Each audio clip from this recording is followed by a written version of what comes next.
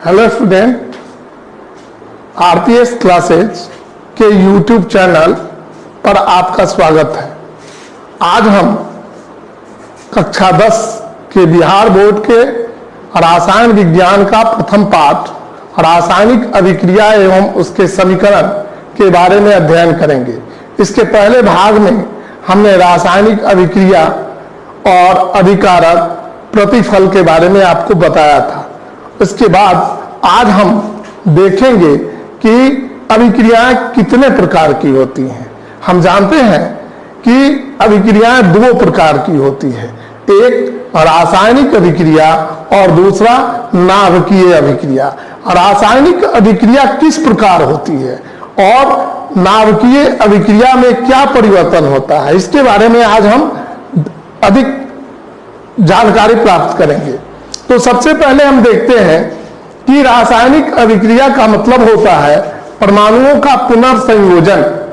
परमाणुओं का पुनर्संयोजन, जैसे अभिकारक के जो परमाणु होते हैं वे अणु जो होते हैं, परमाणु नहीं अणु जो होते हैं वे टूटते हैं और दूसरे अभिकारक के अणुओं के टूटने से बने परमाणुओं के साथ फिर नए ढंग से पुनर्संयोजित होकर के और प्रतिफल के अणु की रचना करते हैं। जबकि नाभिकीय अभिक्रिया में ठीक इसके विपरीत होता है। नाभिकीय अभिक्रिया में नए प्रकार के परमाणुओं का निर्माण होता है। रासायनिक अभिक्रिया में परमाणुओं का पुनर्संयोजन होता है, जबकि नाभिकीय अभिक्रिया में नए परमाणुओं का निर्माण होता है। तो हम इसको देखते हैं। अभिक्रिया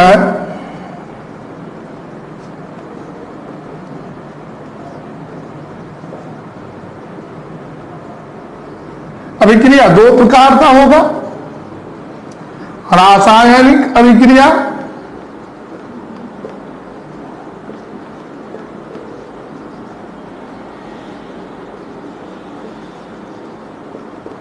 और दूसरा नाभिकीय अभिक्रिया।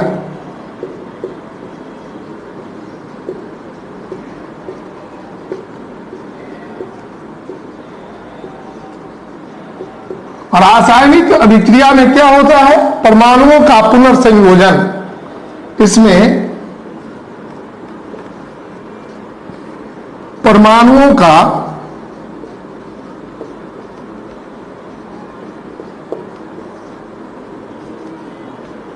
पुनर्संयोजन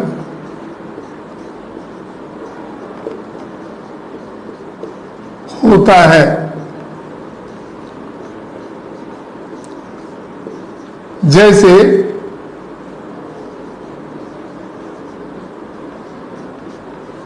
Na plus 2Na plus Cl2 बनाता है NaCl, जबकि नाभिकीय अभिक्रिया में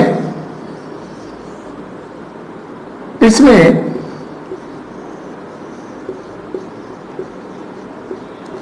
नए प्रकार के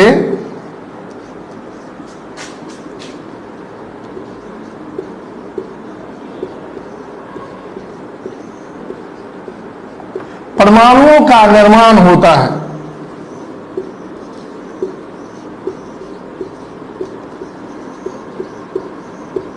जैसे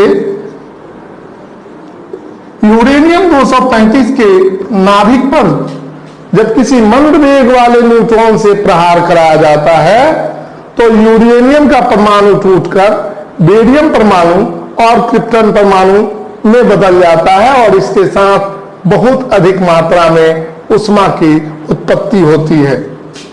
यूरेनियम के परमाणु यूरेनियम 235 के परमाणु पर जब मंद वेग वाले न्यूट्रॉन से प्रहार कराया जाता है तो ये बेरियम 56 प्लस क्रिप्टन 36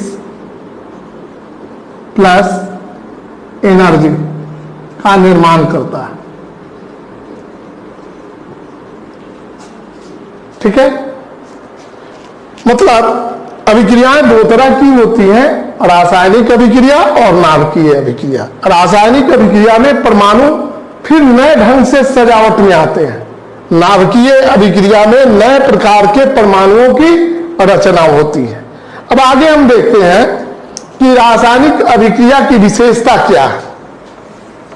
रासायनिक अभिक्रिया की विशेषता,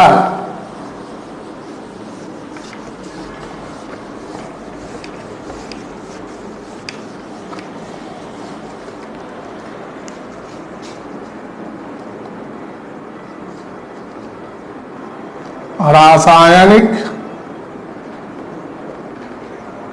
अभिक्रियाओं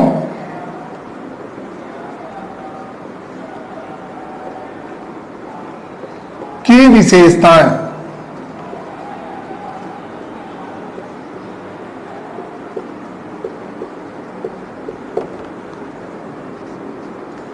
रासायनिक अभिक्रिया की विशेषता जो है वो हम इस प्रकार जान सकते हैं। रासायनिक अभिक्रियाओं में सामान्यतः गैस की उत्पत्ति होती है। रासायनिक अभिक्रियाओं के फलस्वरूप अवक्षेप का निर्माण होता है। रासायनिक अभिक्रियाओं के उपरांत रंग में परिवर्तन होता है। रासायनिक अभिक्रियाओं के उपरांत पदार्थ के ताप में परिवर्तन होता है और पदार्थ की अवस्था में परिवर्तन होता है।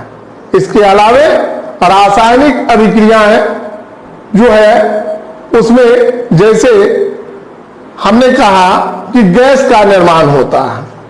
नंबर 1, गैस की उत्पत्ति।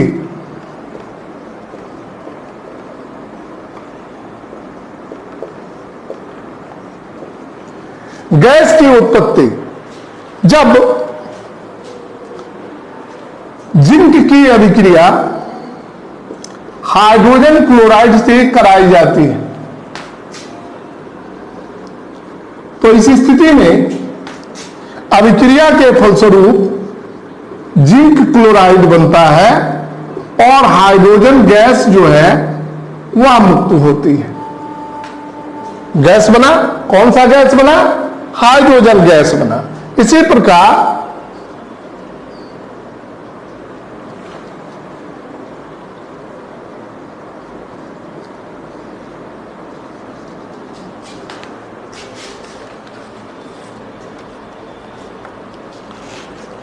Na2CO3 सोडियम कार्बोनेट की अभिक्रिया जब सल्फ्यूरिक अम्ल के साथ कराई जाती है, जब सोडियम कार्बोनेट की अभिक्रिया सल्फ्यूरिक अम्ल के साथ कराई जाती है तब सोडियम सल्फेट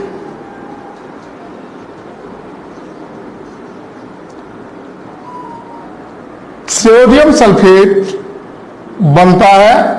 इसके साथ कार्बन डाइऑक्साइड गैस मुक्त होती है और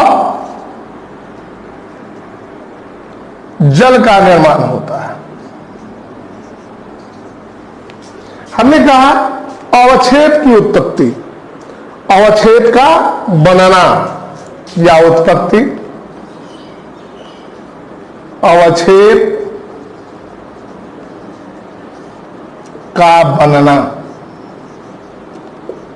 अवक्षेप क्या होता है?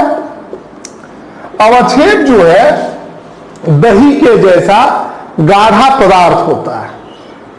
दही के जैसा गाढ़ा पदार्थ जो होता है उसको अवक्षेप कहते हैं। जब सोडियम क्लोराइड की अभिक्रिया सिल्वर नाइट्रेट के साथ कराई जाती है, AgNO3 प्लस NaCl, अभिक्रिया के उपरांत AgCl यानी सिल्वर क्लोराइड के साथ सोडियम नाइट्रेट का निर्माण होता है। इसमें जो है AgCl या अवक्षेप के रूप में प्राप्त होता है।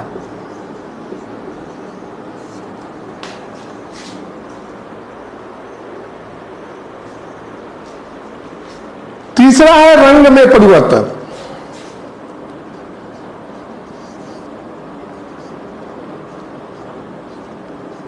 रंग में बदलाव।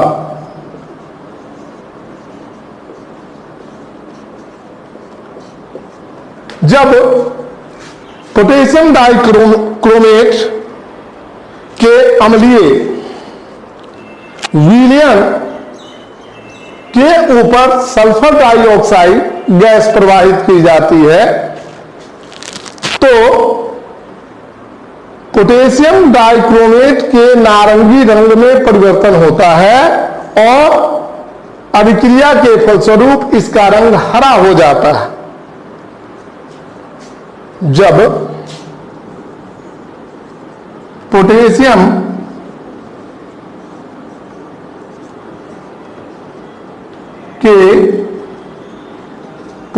डाइक्रोमेट के अम्लीय घोल में, घोल या विलयन एक बात है, सॉल्यूशन कहते हैं, में सल्फर डाई ऑक्साइड गैस प्रवाहित की जाती है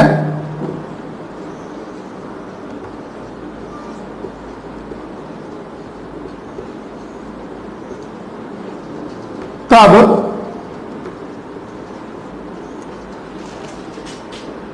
KTCr2O7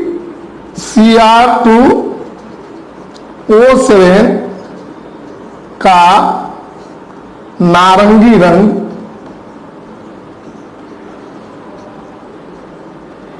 परिवर्तित होकर हरा हो जाता है।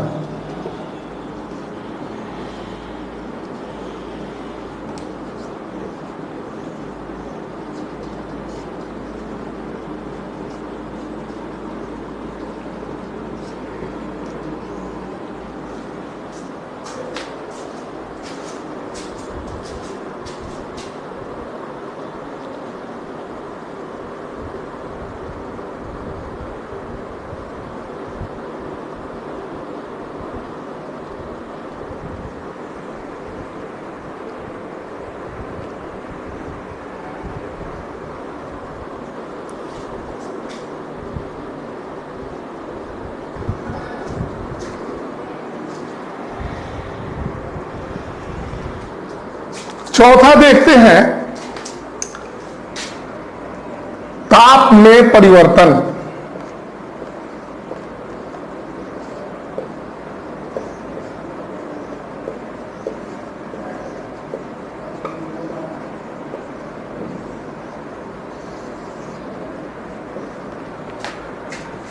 आप अपने घर में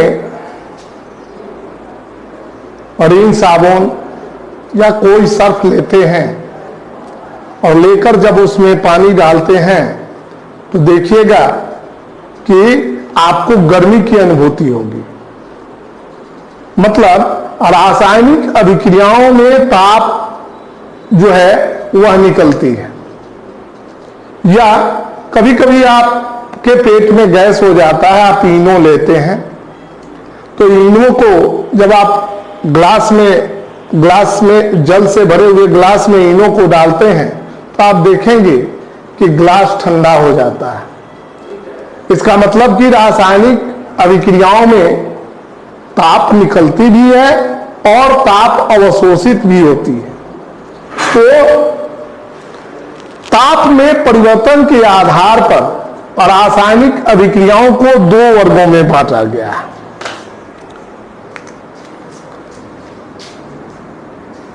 ताप में परिवर्तन के आधार पर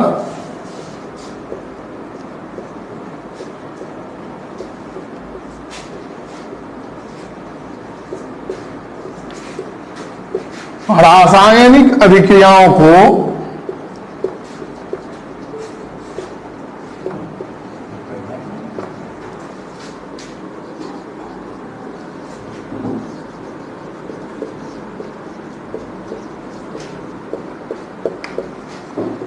दो वर्गों में बांटा गया है।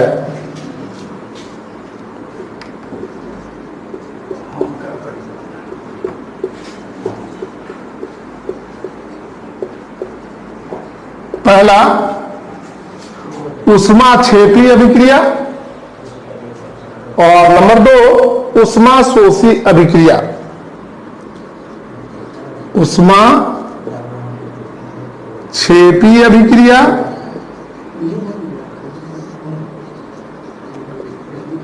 और नंबर 2 उष्मा शोषी अभिक्रिया।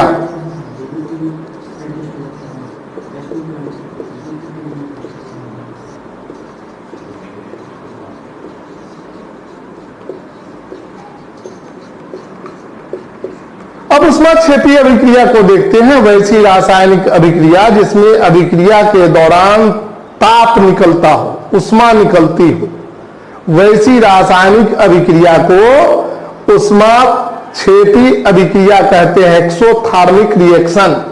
जबकि वैसी रासायनिक अभिक्रिया जिसको संपादित होने में बाह्य दुनिया से उष्मा ली जाती है, ऐसी रासायनिक अभिक्रिया को उष्मा क्षेपी अभिक्रिया कहते हैं, इंडोथर्मिक रिएक्शन। आप इसको फिर से नोट कर ले। वैसी रासायनिक अभिक्रिया जिसमें अभिक्रिया के दौरान उष्मा निकलती है उसको एक्सोथर्मिक रिएक्शन यानी उष्मा क्षेपी अभिक्रिया कहते हैं। वैसी रासायनिक अभिक्रिया जिसमें ताप जो है अभिक्रिया के दौरान बाहरी दुनिया से ताप ली जाती है उसको उष्मा शोषी अभिक्रिया कहते हैं।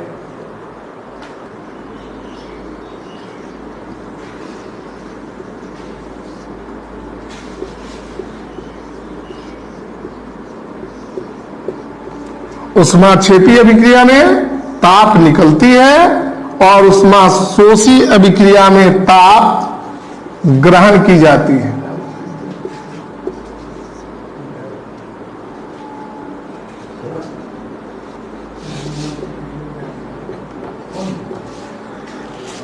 पांचवा है अवस्था में परिवर्तन।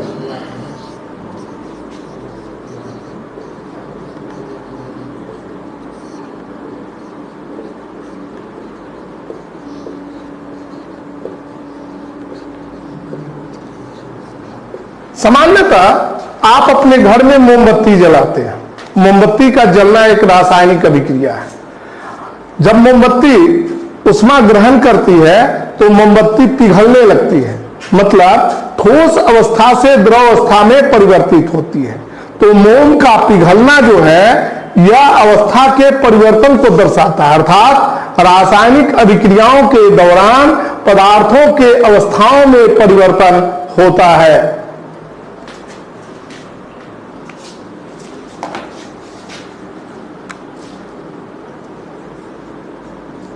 मोम का पिघलना।